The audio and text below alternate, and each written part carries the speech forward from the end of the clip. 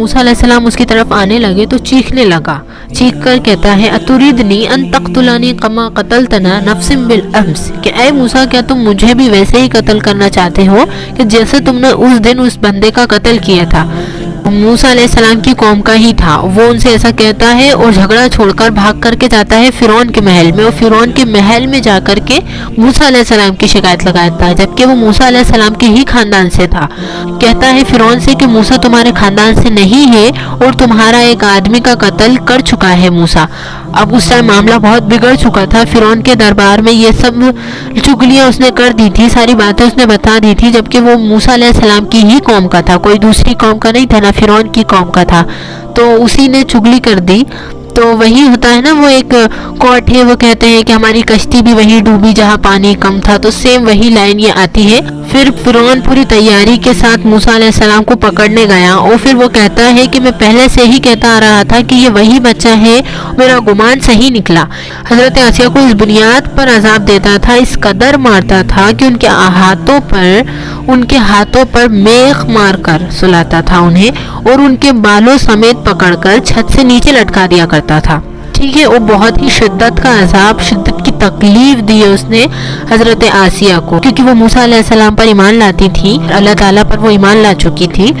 پھر فرعون نے اپنے جانبازوں کو جاؤ موسیٰ کو پکڑ کر آؤ، وہ سب نکلے تو ایک ان کی اچھائی چاہنے والا تھا، موسیٰ علیہ السلام کی اچھائی چاہنے والا تھا، ان کا خیر خواہ تھا کہہ سکتے ہیں، تو وہ شہر سے دوڑتا ہوا آتا ہے، اور پھر وہ موسیٰ علیہ السلام سے کہتا ہے کہ فوج پیچھے سے آ رہی ہے تمہیں قتل کرنے کے لیے، تم یہاں سے فوراً نکل جاؤ۔ موسیٰ علیہ السلام سے کہتا ہے کہ تم یہاں سے نکل جاؤ اور بستی چھوڑ دو۔ تو حضرت موسیٰ علیہ السلام اس کی بات سن کر نکل پڑے، یہ مصر کی سرزمین تھی، آپ چھوڑ کر کے واپس جا رہے تھے وہاں سے خوف کے عالم میں نکلے موسیٰ علیہ السلام، دوسری بستی پر چلے گئے تھے، یہ ایک جگہ پر گئے تھے، اور وہ پورا جو واقعہ ہے وہ سورہ قصص میں موجود ہے، A to Z کہاں سے کیا ہوا تھا اور کیا نہیں ہوا تھا۔ پھر اب آپ آتے ہیں، پھر بستی میں پہنچے، پھر جب موسیٰ علیہ السلام دوسری بستی میں پہنچے تو وہاں دیکھا کہ ایک کنواں تھا، کنویں پر بھیڑ لگی ہوئی تھی اور پانی کھینچ رہے تھے کافی سارے لوگ، اس میں 2 لڑکیاں تھیں دور شرماتے ہوئے کھڑی ہوئی تھیں، اور وہ دور شرماتے ہوئے کھڑی ہوئی تھی، بھیڑ میں تھی اور پانی نہیں نکال پا رہی تھی۔ تو موسیٰ علیہ السلام آئے اور بھیڑ میں سے ان کے لیے پانی نکالا، آپ نے قوی تھے، اور موسیٰ علیہ السلام قوی تھے، طاقتور تھے، تو پانی آپ نے نکالا اور ان دونوں لڑکیوں کو دیا۔ تو وہ دونوں جو جوان لڑکیاں تھیں انہوں نے کہا چلو ہمارے ساتھ، ہمارے شہر، ابا ہمارے جو ہیں وہ شہر کے نیک ہیں، پرہیزگار آدمی ہیں، ہم تمہیں لے کر کے چلیں گے اور اپنے والد سے اجرت بھی دلائیں گے۔ تو موسیٰ علیہ السلام راضی بھی ہو گئے۔ تو پھر وہ کہتی ہے موسیٰ علیہ السلام سے پھر وہ کہتی ہے تم دیکھنے میں اجنبی لگتے ہو، مسافر ہو، اجرت دلائیں گے تمہیں جو تم نے ہمیں پانی بھر کر کے ڈول سے دیا ہے۔ تو موسیٰ علیہ السلام ان کی بات پر چل پڑے، اور وہ کہتے ہیں وہ دونوں لڑکیاں ان کو اپنے گھر لے آئیں۔ تو وہ جو ان کے والد تھے وہ کوئی عام انسان نہیں تھے، وہ حضرت شعیب علیہ السلام تھے، اللہ کی نبی تھے، وہ حضرت شعیب علیہ السلام تھے، اللہ کے نبی تھے۔ تو یہ دونوں جو تھیں جن کو موسیٰ علیہ السلام نے پانی نکال کر دیا تھا وہ نبی کی بیٹیاں تھیں۔ موسیٰ علیہ السلام آئے اور پھر حضرت شعیب نے ان سے پوچھا کہ تمہارے ساتھ کیا کیا ہوا ہے۔ موسیٰ علیہ السلام نے ان کو سارا واقعہ بتایا شعیب علیہ السلام کو۔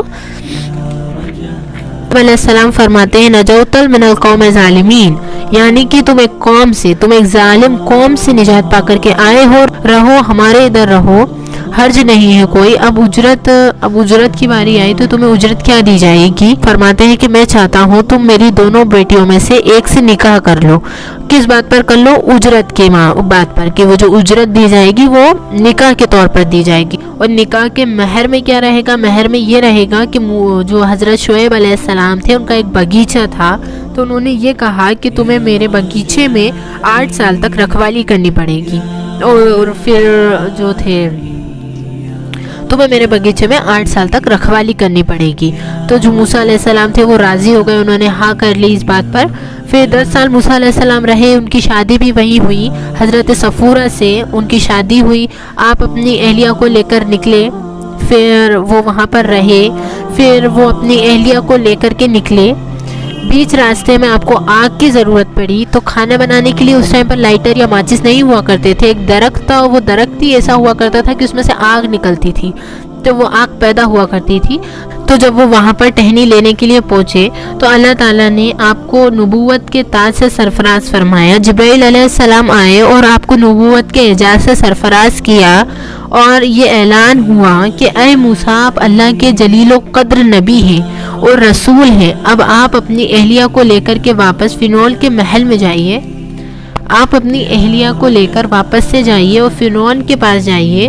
मूसा अलैहिस्सलाम पहले अपने घर आए अपनी बीवी को लेकर, फिर अल्लाह ने फरमाया अब जाओ फ़िरौन के पास और उसको हिदायत की तलकीन करो, उससे कहो कि अल्लाह की इबादत करे। जाने से पहले अल्लाह ने मूसा अलैहिस्सलाम को 2 चीज़ों से नवाजा, मतलब 2 चीज़ों से अल्लाह ताला ने मूसा अलैहिस्सलाम को गुजारा।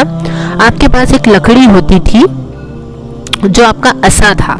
मूसा अलैहिस्सलाम के पास एक लकड़ी होती थी जो मूसा अलैहिस्सलाम का असा था। अल्लाह ने फरमाया ऐ मूसा, इस लकड़ी को ज़मीन पर छोड़ दो।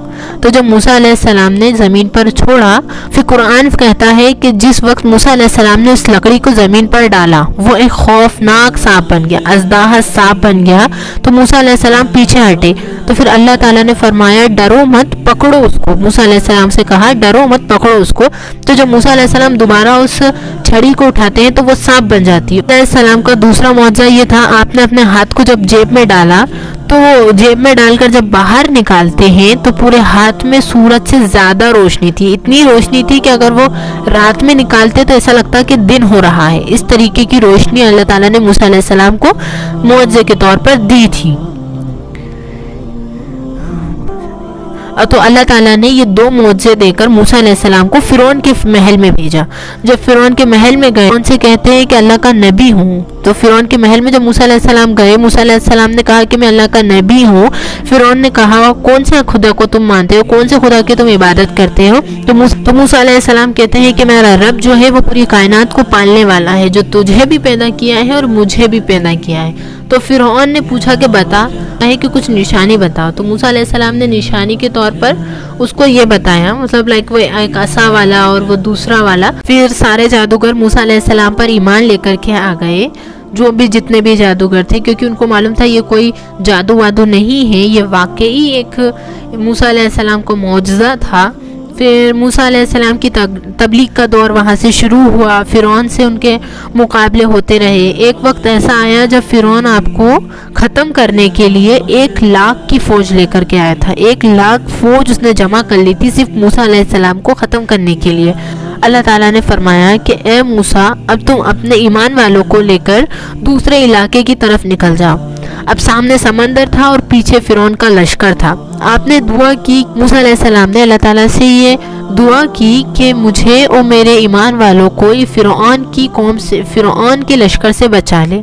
तो फरमाया समंदर में असा मारो। तो अल्लाह ताला ने मूसा अलैहिस्सलाम से कहा कि समंदर में असा मारो। और जब मूसा अलैहिस्सलाम समंदर में असा मारते हैं तो 12 रास्ते निकले। मूसा अलैहिस्सलाम उस रास्ते से निकलकर दूसरे किनारे पर पहुंच गए। फ़िरौन ने सोचा ये रास्ता हमारे लिए भी है। सारा उसका लश्कर जो था, वो जो फ़िरौन था, वो अपना लश्कर लेकर के आया और वो रास्ते में ही रह गया। और मूसा और अल्लाह ताला ने जब फ़िरौन अपना लश्कर लेकर आया तो अल्लाह ताला ने समंदर को हुक्म दिया कि जैसे थे वापस वैसे ही हो जाओ। तो जो पूरा दरिया था वो मिल गया वापस से। अल्लाह ताला ने मूसा अलैहिस्सलाम को ये हुक्म दिया कि तुम दूसरी तरफ चले जाओ किनारे के। तो मूसा अलैहिस्सलाम किनारे के दूसरी तरफ पहुँचे। फ़िरौन ने सोचा कि ये रास्ता हमारे लिए भी खुला हुआ है, तो सारा उसका लश्कर आया। अल्लाह ताला ने समुंदर को हुक्म दिया कि वापस जैसे थे वैसे ही हो जाओ। तो वो जो सारा समंदर था वो मिल गया। तो जो फ़िरौन की फ़ौज थी वो उस दरिया में गर्क हो गई। तो ये जो मूसा अलैहिस्सलाम की जो फ़तेह थी, 10 मुहर्रमुल हरम को हुई थी, वो अशूरा का दिन था, ईमान वालों की फ़तेह थी। याद रखिए, अल्लाह जब भी मदद फरमाता है किन किन वादियों से निकलवाता है, हर एक चीज़ से बड़े बड़े काम करवा लेता है।